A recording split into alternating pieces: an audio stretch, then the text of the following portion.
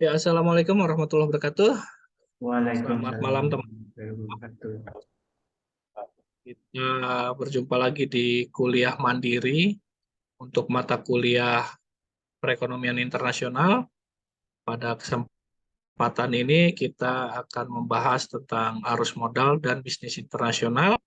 Kepada penyaji, eh, Pak Maulana, waktu dan tempat dipersilahkan. Bismillahirrahmanirrahim. Assalamualaikum warahmatullahi wabarakatuh. Waalaikumsalam warahmatullahi wabarakatuh. Nah, yang saya hormati Ibu dosen pengampu, Ibu Hani Rahmani MPD. Yang saya hormati teman-teman mahasiswa Universitas Pancasakti Bekasi Kampus D. Alhamdulillah di sini kelompok kami mendapatkan tugas untuk mempresentasikan tugas kuliah dengan judul Arus Modal dan Bisnis Internasional yang dibuat oleh Muhammad Fredian dengan NIM 1872 050080 dan Maulana Hasan dengan NIM 18722 70005 semester 5. Dosen pengampu Ibu Hani Rahmani MPD dengan mata kuliah Perekonomian Internasional Universitas Pancasakti Kampus D Bekasi, Ilmu Pendidikan Ekonomi. Langsung awal mula terjadinya arus modal. Arus modal internasional terjadi karena adanya wilayah yang memiliki banyak modal, capital abundant, dan ada pula yang mengalami kelangkaan modal, capital scarce. Sebagai suatu faktor produksi yang memiliki marginal produk, semakin banyak modal maka semakin kecil remunerasi, retur yang diperoleh. Demikian sebaliknya, semakin langkah modal semakin tinggi hasil yang diperoleh. Hal ini menyebabkan timbulnya arus modal internasional yang mengalir dari suatu wilayah yang kelebihan modal ke wilayah yang kekurangan modal. Sifat arus modal ada dua. Yang pertama, investasi langsung. Investasi real dalam bentuk pendirian cabang perusahaan seperti perluasan atau pembelian sebuah perusahaan oleh perusahaan asing yang berlokasi di negara lain. Ada yang kedua, investasi portofolio. Di sini arus modal internasional dalam bentuk pembelian aset-aset finansial seperti saham, obligasi, dan commercial paper lainnya. Perbedaan utama antara investasi langsung dan investasi portofolio. Investasi langsung sebagian besar dilakukan oleh korporasi dan jarang dilakukan oleh individual control.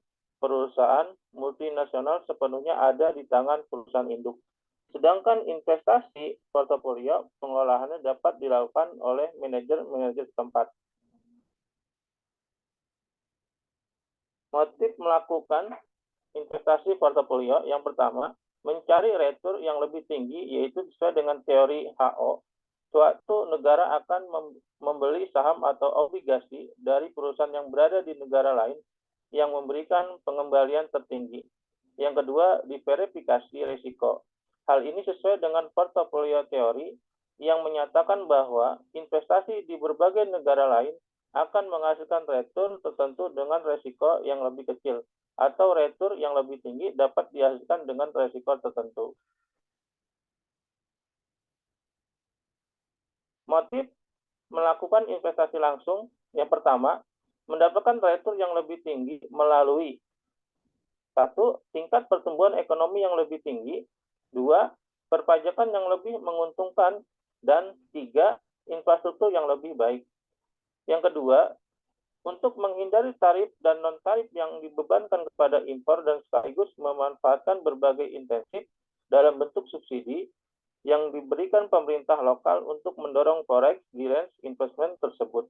Tiga, dapat melakukan direct control melalui yang pertama, ekspansi vertikal, yaitu pendirian cabang di luar negeri untuk menghasilkan input bagi perusahaan induk.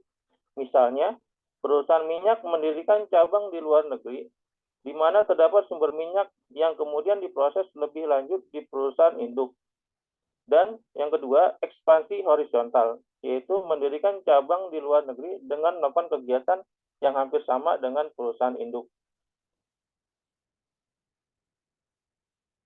Bisnis internasional, perusahaan internasional atau PMN adalah perusahaan yang berusaha di banyak negara. Perusahaan ini memiliki kantor-kantor, pabrik atau kantor cabang di banyak negara. Mereka biasanya memiliki sebuah kantor pusat di mana mereka mengkoordinasi manajemen global. Perusahaan multinasional yang sangat besar memiliki dana yang melewati dana banyak negara. Mereka dapat memiliki pengaruh kuat politik global karena pengaruh ekonomi mereka sangat besar bagi para politis dan juga sumber finansial yang sangat berkecukupan untuk relasi masyarakat dan melobi politik.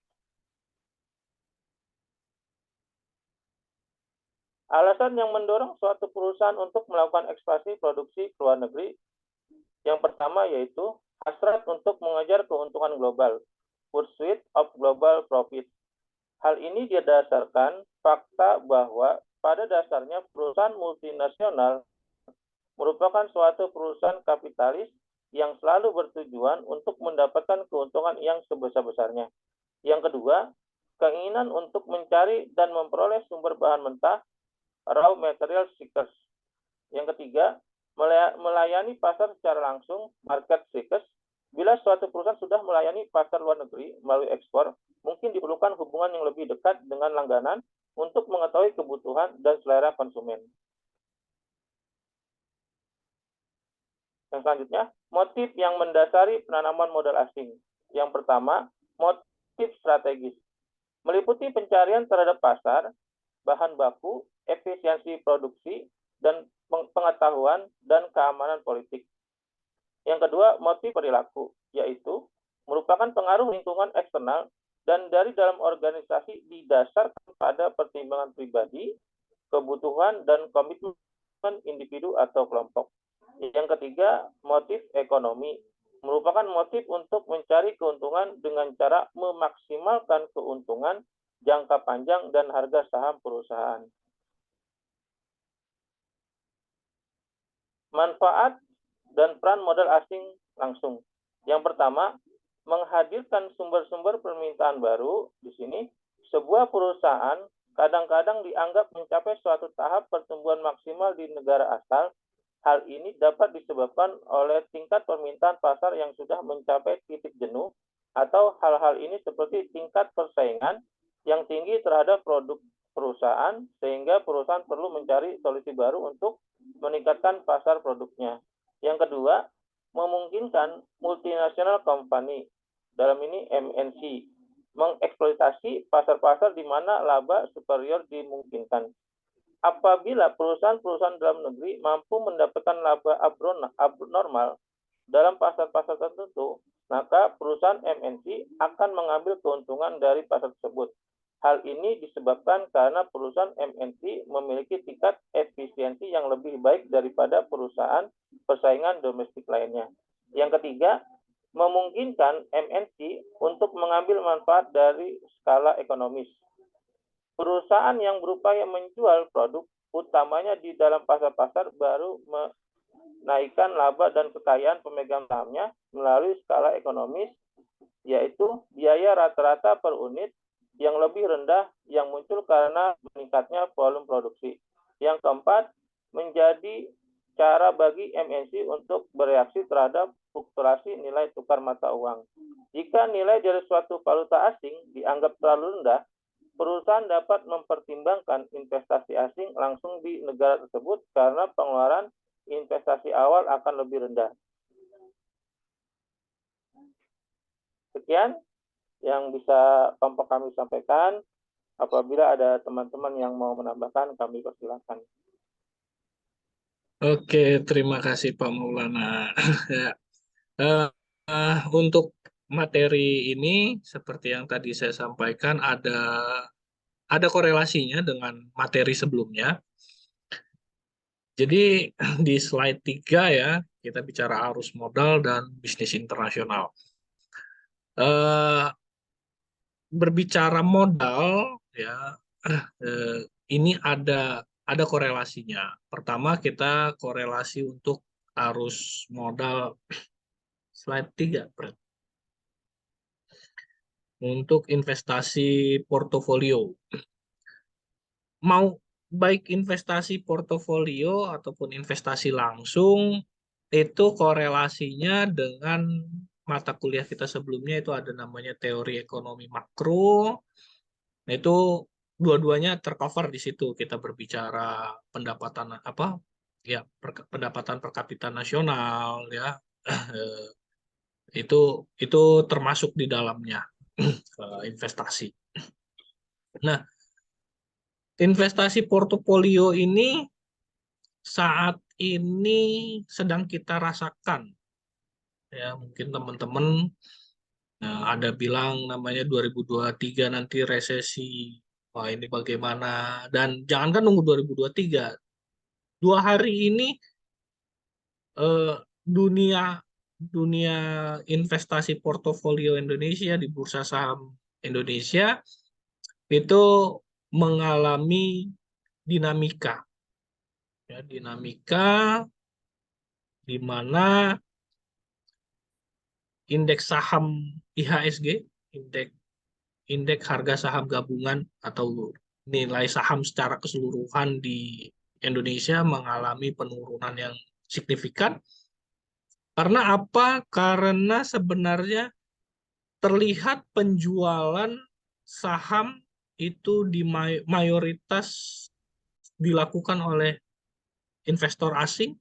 Artinya pihak orang asing atau orang luar negeri yang menginvestkan dananya di dalam negeri di Indonesia itu menarik modalnya dari Indonesia, mencairkan investasi portofolionya, akhirnya dia mendapatkan uang dan ditarik. Karena situasi global di mana di Amerika setelah Fed mengumumkan kenaikan suku bunga dan terakhir ini viral terkait rencana Amerika mau memperbarui dolar sehingga dolar lama itu harus ditarik untuk ditukar sama seperti Indonesia misalnya cetak duit baru ya kan nanti duit terbitan yang tahun berapa itu tidak berlaku lagi. Bayangkan kalau duit itu banyak beredar di luar negeri itu harus dipulangin dulu gitu. Indonesia mungkin kita rupiah nggak nggak berpikir apa-apa kita ya tukar ganti yang baru. Tapi bagaimana rupiah yang ada di tangan orang di luar negeri gitu loh. Contohnya sederhananya jika teman-teman melaksanakan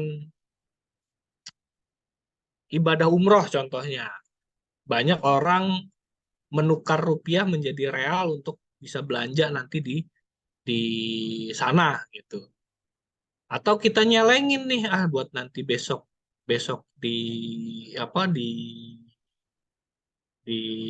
Mekah atau di Madinah nanti belanja-belanja buat beli oleh-oleh, lebih baik dari sekarang nabung real dulu deh, disimpan. Tahu-tahu kita udah nabung real, diumumin bahwasannya uang real yang kita tabung itu tahu tahun depan nih tidak berlaku lagi. Gelagapan kita. Kita harus tukarkan itu. Kalau kita nggak tukarkan itu berarti besok udah nggak ada nilai. Nah, itulah yang terjadi. Orang khawatir daripada nanti uang saya nggak ada nilainya, lebih baik saya dolarkan dulu deh. Itu dia dolarkan dulu, maka dia tarik itu investasi portofolionya. Nah, itu yang bisa menggoyangkan eh, perekonomian. Jadi berbicara investasi portofolio, mudah-mudahan teman-teman bisa bisa dapat pemahaman ya di sini. Jadi korelasinya seperti itu. Nanti korelasi lebih jauh tentang investasi portofolio sebenarnya saya berharap di materi mata kuliah bank dan lembaga keuangan itu dapat tersaji dengan baik. Sayangnya materinya ya saya mau kritisi nggak enak lah. Itu ya sudahlah. Kalau teman-teman yang butuh ilmunya ya ayo kita diskusi nanti kapan-kapan ada waktu kita diskusi tentang lebih dalam lagi terkait dengan investasi portofolio. Jadi korelasi di mata kuliah perdagangan internasional ini bahwasannya modal itu korelasinya kemarin kita sudah pernah bahas tentang materi sistem moneter internasional. Nah, ini sisi prakteknya adalah investasi portofolio salah satunya, dan yang kedua adalah investasi langsung. Oke, ini kita berbicara masuk ke tahap kedua adalah investasi langsung. Investasi langsung adalah investasi real dalam bentuk pendirian cabang perusahaan seperti perluasan atau pembelian sebuah perusahaan oleh perusahaan asing yang berlokasi di negara lain. Ya, di Indonesia banyak nih perusahaan-perusahaan asing yang masuk ke dalam negara Indonesia. Itu namanya foreign direct investment, investasi secara langsung dari orang asing. Nah, pertanyaan iseng nih biar kita ada interaksi. Teman-teman tahu nggak perusahaan Indonesia yang sudah multinational company atau yang sudah ekspansi ke luar negeri? Contohnya apa? Ada yang tahu nggak? Perusahaan Indonesia yang ekspansi ke luar negeri. Indomie kali Pak. Ya, betul. Indomie ya. Indomie itu jadi gini, dahulu kala ada perusahaan namanya Indofood. Ya, Indofood itu ekspansi perusahaannya melebar membagi dua. Ada yang berbicara tentang eh, mimian itu ICBP namanya Indofood yang ya ICBP Indofood Sukses Makmur kalau nggak salah iya, itu Sukses namanya. Makmur. Itu Yang di kardus itu untuk ya itu Indomie. Terus ada lagi yang memproduksi misalnya Indomilk, produk-produk dairy lainnya ya, yang susu, yang lain-lain. Nah, itu di bawah perusahaan anak perusahaan lainnya. Kita berbicara ICBP. Jadi ICBP ini eh, Indofood, Indofood Sukses Makmur ya, ICBP. Sukses Makmur. Itu produsen dia sudah listing ke dalam bursa saham. Ya, ICBP sudah masuk ke bursa saham. Artinya perusahaan ICBP ini kode sahamnya namanya ICBP itu eh, tidak hanya lagi punya dalam negeri. Meskipun itu perusahaan Indonesia, tapi sahamnya atau kepemilikannya boleh dibeli siapapun, bahkan orang asing boleh invest atau ikut memiliki sahamnya ya. Tadi investasi portofolio tadi. Jadi orang asing boleh beli saham ICBP. Itu berarti investasi portofolio. Tapi perusahaannya perusahaan Indonesia. Nah, perusahaan ICBP ini itu membeli beberapa pabrik di Afrika. Dia buat tuh pabrik-pabrik di Afrika. Itu. Untuk apa? Untuk memproduksi Indomie. Gitu. Jadi enggak melulu. Dahulu kala tahun 97, ini cerita dari bos saya. Ketika bos saya 97 menjadi kayaknya itu mah bukan dahulu kala ya. Kalau dahulu kala kayaknya kita primitif banget, Pak. Oh ya, pokoknya tahun dahulu kala. Beberapa tahun yang lalu. Ya, beberapa dekade lah. Ya, dekade. beberapa tahun yang lalu. Nah, beberapa tahun yang lalu itu bos saya waktu masih menjadi seorang nahkoda kapal dengan rute sampai ke Afrika Captain. itu ya, itu menjual satu kardus Indomie di Afrika itu senilai 100 US dollar. Waktu itu Indomie masih harga 80.000. 1 bungkus. 40.000 ya? Satu bungkusnya itu 400 rupiah waktu dulu itu. Isi 40. 160.000. 16.000. 16.000, Pak. 16.000. Gila, murah banget karena ongkos naik Bayangin. kapal. Jualnya kan ke Waktu Afrika. Ya, artinya gini sederhananya. Indomie di Afrika itu makanan orang mewah, orang kaya. Iya. Itu di Afrika. Maka berpikir perusahaan Indomie ini, mendingan gue bikin pabrik di sono, gue jual mahal dengan bahan baku yang murah. Itu sederhananya, daripada dijual, meskipun perbandingan waktu itu kan pas lagi krisis moneter di Indonesia ya, dolar itu gila-gilaan waktu itu. Bayangin dulu itu belinya satu kardus itu 16.000, waktu itu dolar 16 ribuan juga, berarti kan $1 tuh dijual $100 di sana, 100 kali lipat. Gitu. Waktu itu seperti itu. Nah, jadi artinya margin yang demikian besar itu lebih makin besar lagi kalau bikin pabriknya di sana. Itu salah satu perusahaan Indonesia yang sudah sampai multinational company atau sudah mendunia. Nah, bagaimana sistem penjualannya nih? Nah, ini sekarang kita berbicara sistem penjualannya, kaitannya dengan materi sebelumnya. Materi ada apa open account dan lain-lain, itu biasanya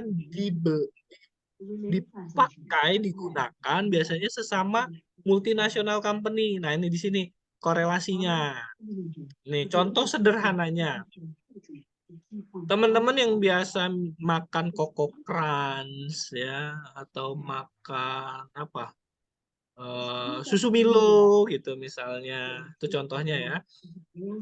Itu susu Milo itu biasanya mayoritas kita konsumsi barangnya dari Filipina. Gitu. Nestle berarti ya, Pak? Nestle. Nah, Nestle Indonesia punya pabrik, bukan Nestle Indonesia, Nestle SA itu kalau nggak salah dari Swiss. Nestle itu perusahaan Eropa, kalau nggak salah Swiss deh. Perusahaan Eropa itu punya pabrik di Indonesia juga, punya pabrik di Filipina juga. Tinggal mana biaya produksi yang paling rendah mana dia buat gitu. Dulu atau beberapa dekade yang lalu Indonesia itu pabriknya banyak sekali, pabrik-pabrik multinasional company. Contohnya pabrik Adidas dulu banyak di Indonesia. Tapi kenapa sekarang nggak ada? Karena ongkos produksi di Indonesia itu sudah mulai mahal. Di Vietnam murah. Maka Adidas memindahkan pabriknya ke Vietnam. Itu jadi sekarang banyak pabrik di Vietnam, di Bangladesh, di Sri Lanka. Nah, itu strategi multinasional company. Atau contohnya Levi's. Celana Levi's yang teman-teman beli mungkin di Levi's di Indonesia itu bukan made in Indonesia. Tapi ada juga yang produksi Indonesia ada. Tapi biasanya itu dijualnya bukan untuk di Indonesia. Itu di Eropa, di Amerika itu banyak barang-barang dari Indonesia.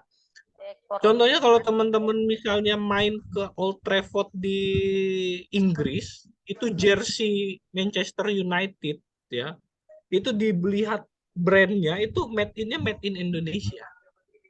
Gitu. Tapi kita pakai terkenal lah istilahnya apa ya?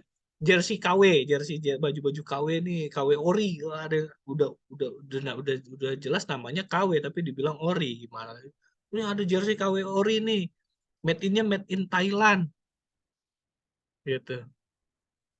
Kok yang made in Thailand ada di Indonesia? Kenapa nggak baju jersey yang Manchester United official itu yang diproduksi dari Indonesia, yang dijual di Indonesia, kenapa nggak kayak gitu? Karena harganya nggak masuk.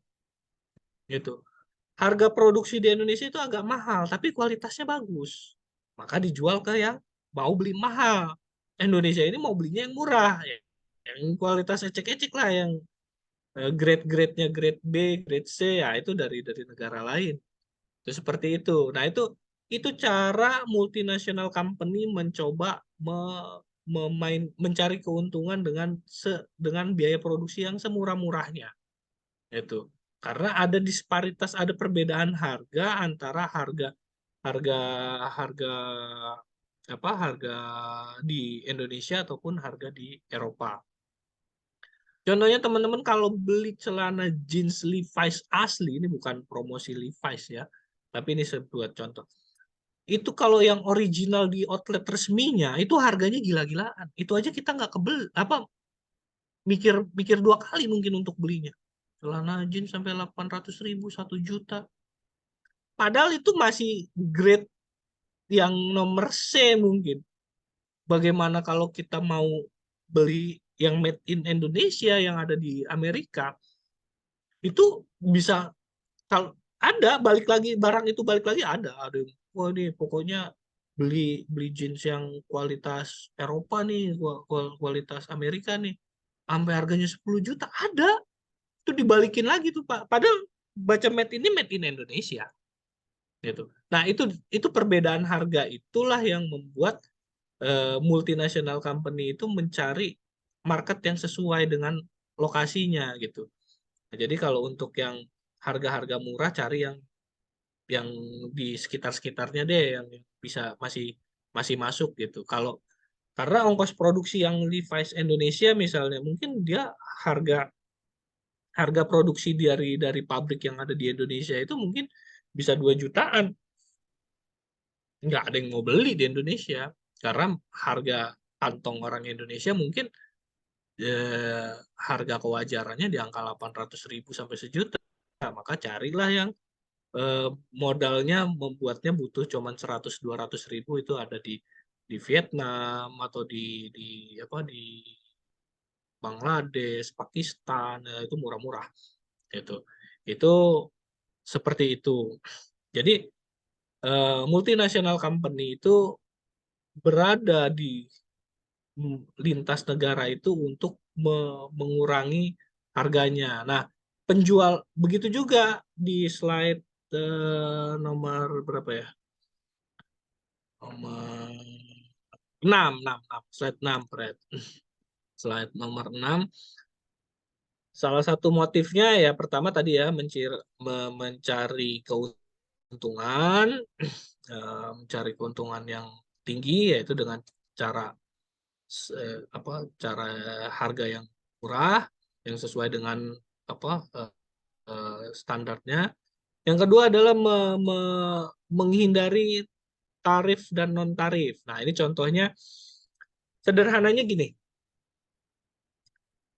Kalau teman-teman beli mobil Alphard, amin, ya kan, beli atau mobil apa Pajero, amin. Itu mobil secara utuh, seutuh-utuhnya itu diproduksinya di Thailand. Kalau Calya, ya, kalau Agya, Avanza itu masih ada assembly di Indonesia. Jadi ada unsur Indonesianya, misalnya kacanya dari Indonesia asli. Jadi ada namanya ketentuan TKDN, ketentuan kandungan dalam negeri. Jadi harus ada sekian persen unsur dalam negerinya, misalnya bannya dari Indonesia, kacanya dari Indonesia dan lain-lain dan lain-lain. Kenapa bisa lebih murah mobil-mobil LCGC itu? Karena dia di di di dibuat di Indonesia, berarti yang didatangkan itu cuma mesinnya doang. Nah, sementara ketentuan pendatangan barang itu ada namanya tarif atau pajak mendatangkan barang, pajak impor. Nah, pajak impor itu untuk mengimpor mobil sama mengimpor spare part itu pajaknya beda. Pajak mengimpor mobil itu mahal sekali. Itu sementara kalau pajak mengimpor spare part bahkan mungkin nggak kena pajak.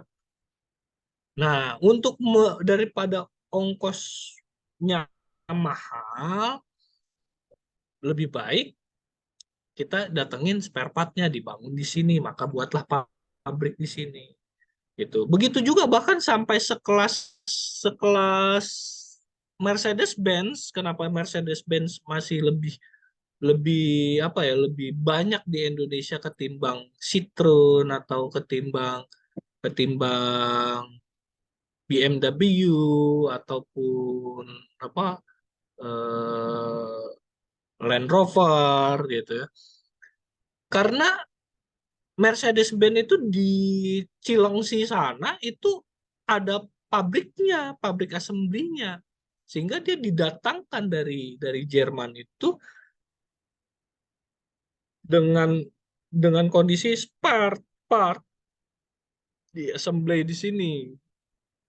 Jadi pajaknya lebih murah ketimbang dia harus datang utuh. Kalau kayak Mini Cooper itu mahal sekali. Kenapa? Karena pajaknya juga mahal. Apalagi pajak-pajak dari Eropa Amerika itu nggak ada nggak ada ke- nggak ada kerjasama bilateral sih. Berbeda dengan pajak pajak apa? Pajak pajak biaya masuknya si Pajero ataupun Alphard itu karena dari negara ASEAN dia lebih murah pajaknya ketimbang yang dari Eropa. Nah, itulah yang menyebabkan mobil-mobil Eropa itu lebih mahal daripada mobil-mobil eh, Asia gitu. Nah, padahal kalau misalnya ada di Jerman sana atau di negara asalnya harga mobilnya murah gitu. Itulah yang menyebabkan harga menjadi mahal. Nah, terus ada lagi ya ekspansi ya. Poin nomor tiga, peluasan market, seperti itu. Terus slide selanjutnya kita bicara tentang, oke, MNC tadi udah kita singgung, ya mencari bahan baku tadi juga udah kita singgung, slide nomor 8 ya. Kita udah singgung mencari bahan baku. Eh, saya rasa udah udah semua tercover deh. Oke, mungkin dari teman-teman kalau ada yang mau apa masih ada kebingungan atau belum pas, boleh kita buka sesi diskusi aja deh sekarang. Monggo teman-teman. Oh, sudah jelas nih.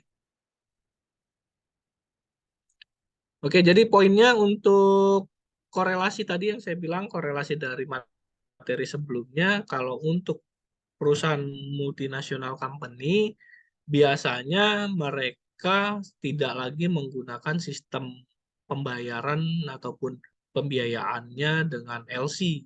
Ya, tadi itu LC karena mereka sudah satu perusahaan, nggak perlu takut. Jadi biasanya open account atau opsi-opsi yang tadi kita bahas di materi sebelumnya itu korelasinya di sini dengan perusahaan multinasional company.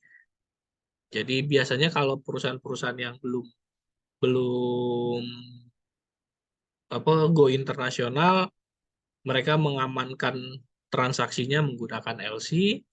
Nah, kalau perusahaan multinasional company atau MNC Group ini perusahaan internasional biasanya sudah dengan transaksi open account dan lain-lain.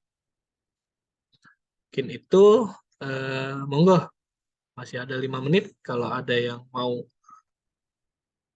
nambahin lagi atau mau nanya dipersilahkan deh.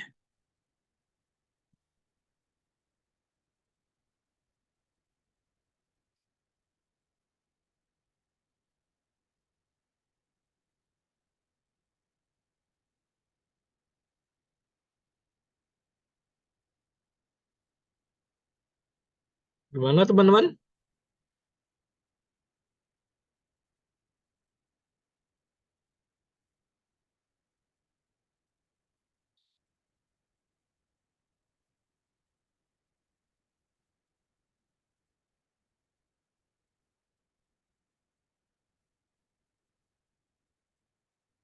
Nah, ini sepi nih. Tidur kali Bang. Udah tidur kayaknya mah.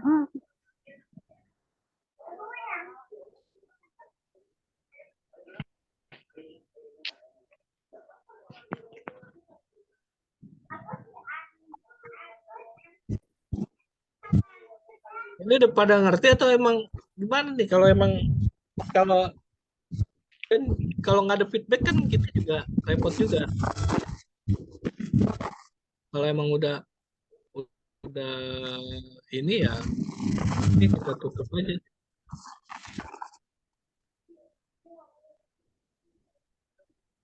Ayo yang lain gimana?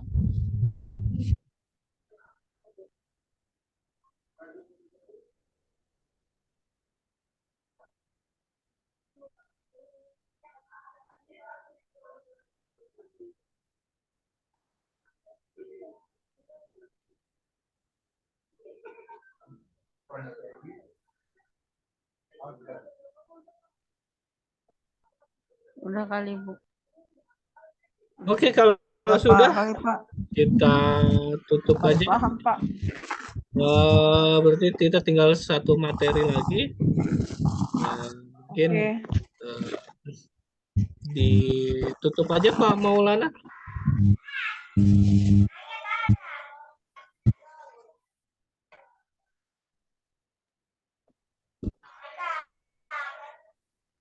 Baiklah, sekian pertemuan ini. Apabila diberikan maaf. Assalamualaikum warahmatullahi wabarakatuh. Waalaikumsalam warahmatullahi wabarakatuh. wabarakatuh. Terima kasih Pak Sul. Terima kasih teman-teman yang sudah bermateri hari ini. Oke. Jangan lupa di like ya. Oke.